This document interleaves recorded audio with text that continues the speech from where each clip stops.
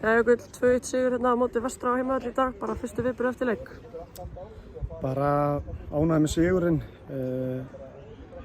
Það kaflaskiptur leikur svona fótboltalega. Við erum með sterkt hugarfar alveg frá byrjun. Þeir komu inn að krafti og sköpuðu færi, grimmir í fyrstu leikadröðum, voru mjög vesinn með það í byrjun. En hugarfarið var gott allan leikinn og mér fannst við bara vera, spilum góðan fótbolta þegar við þurftum að skapa færi og svo í lokin þegar þeir kastu öllu fram þá voru bara ugly þegar við þurftum að vera ugly. Og við vinnum ekki oft svona sigra, þannig að það er kannski skref í rétta átt. Þetta er fyrsti leikur Damil fyrir Stjörnuna, hann spilar 90 mínútur í dag, sáttu með hans frammistöðu? Já, mjög ánægður með hann, mér finnst hann virkilega góður. Hann er varnarlega taktískt mjög sterkur og sóknarlega með bara mjög góð hlaup, hann er flæðandi og les leikinn vel, þannig að mér finnst hann mjög góður. Íbrahim Touré er ekki í hóp í dag sem var svo sem vita fyrirfram. Hver er svona staðan á hans málum, hvenær kemur hann? Það er bara ekki alveg komið á hreint, vonandi bara sem fyrst, en það gæti alveg verið vika eða gæti verið 10 dagar, bara mjög erfitt að segja. Talar í viðtali í þessari viku að þessir útlendingar sé að koma inn fyrir menn sem eru að missa út. Þessi menn sem eru svona helst nefndir eru þó ekkert með sérstaklega hátt svona prósentu hlutfall af spila í mínútu, þau hljótið að ætla þessum útlendingur stærra hlutverk en þeim. Við erum svo sem að horfa í að styrkja liðið og ætlum okkur meira, ætlum þeim stórt hlutverk en svo er það bara undir hverjum og einum og hópnum komið að einhvern veginn æxlast hlutirnir og það er ekki alltaf útséð fyrirfram hverjir eru í stóru hlutverkum og hverjir eru litlu, þannig að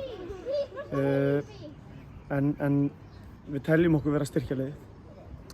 Það kom opinbert bréf frá fyrirliðanum fyrir þennan leik til Silfurskeiðarnar og Stjörnufólk sem að biðja fólk um að mæta á völlinn. Hvernig fannst ykkur mætingin í dag og er þetta eitthvað sem ykkur hefur fundist vant upp á í sumar?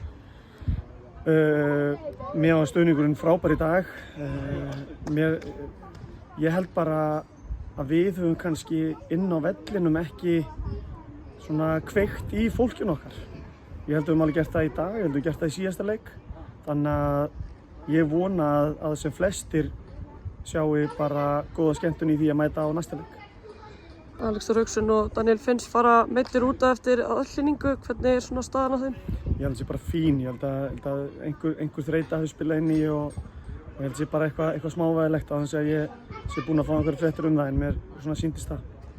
Þið hafið svona rétt á kútnum í síðustu leikju. Þið hljótið að taka það með ykkur inn í framhaldi og það sem að Evrópusætið hlýtur að vera markmið hjá okkur. Já, við ætlum að fara hærra. Við ætlum að fara hærra í deildinni. Og við þurfum stöðuleika áfram inn í næstu leik, bara næsta leik.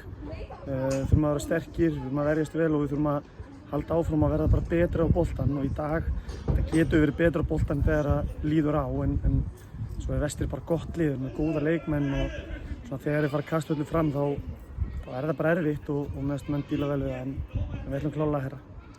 Vestri er einmitt að fara að spila bikarúrslitaleika á föstudaginn sem að geti skipt sköpum í ykkar Evrópubaráttu. Þú hlýtur að vera valsmegin í stúkunni ef við getum orðað svoleiðis á föstudaginn.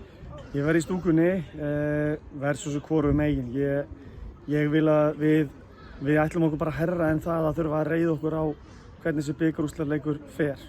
Þetta hjálpar það ef það eru 4 sæti í deildinni sem gefa Evrópusæti en við ætlum bara að hugsa stærra en það, þannig að við þurfum ekki á því að halda. Eitt að lokum, það hefur verið mikið svona, rætt og ritað hvað Stjarnan stendur fyrir, bæði inn á vellinum og fyrir utan hann. Ég bara spyrja þig, hvað finnst þér Stjarnan standa fyrir? Við stöndum fyrir hugrekki, þar sem að við sem félag viljum sýna hugrekki í að spila leikmennum sem eiga að skilja að spila, sama á hvaða aldri þeir eru, sama hvaðan þeir koma. Leikmenn þurfa að samaskap að spila hugrekki, við snýstum að vera með liðsheild, við viljum byggja upp lið og það eru fleiri hlutir sem að spila þarna inn í en þetta snýst ekki bara aldur og ég kom líka inn á það að við erum núna að taka næstu ungu menn inn og það er bara mismunandi hvernig það það er ekki alltaf sama renna inn í meistaralokin. Þannig að ég er alveg rólegur með alla umræðum fyrir hvað við stöndum. Ég held að það sé margþætt og ég held að það sé kannski annar vettvangur sem er að fara dýpra í það.